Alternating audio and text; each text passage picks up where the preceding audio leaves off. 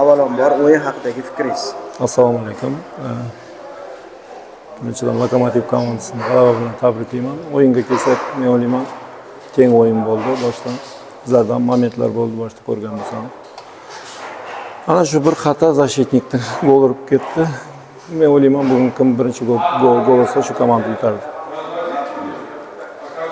Jamol Sardori jarohat tufayli Salomat Qutibayev maydonni erta tark etishga to'g'ri keldi.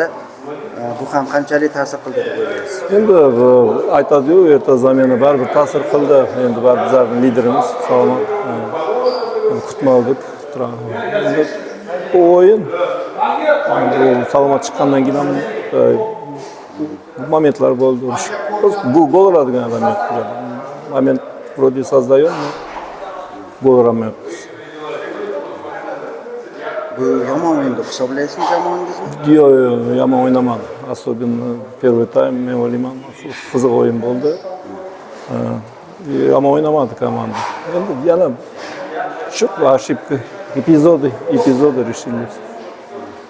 Shaxsan siz uchun Pro Liga bu yilgi mavsumi qanday o'tyapti? Endi hozir nechta birinchi guruh tugadimi? 5 komanda.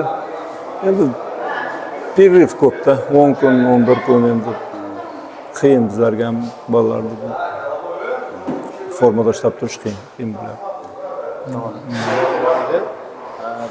Birinchi daqiqalardagi yaxshi ikkita momentlardan keyin Orol jamoasi bugun sekinroq o'yin taklif qildi. Ya'ni ko'proq vaqt cho'zish emas, anaqa to'p chiqib ketganda ko'proq tanaffuslar orqali o'yin taklif qildi.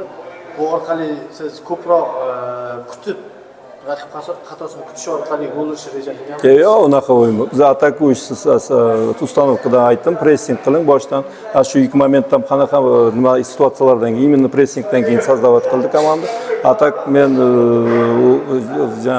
pauza qilib, ana outlarda yo'q, unaqa uстановка bermadim komanda. Endi bu o'yinning nimasida u?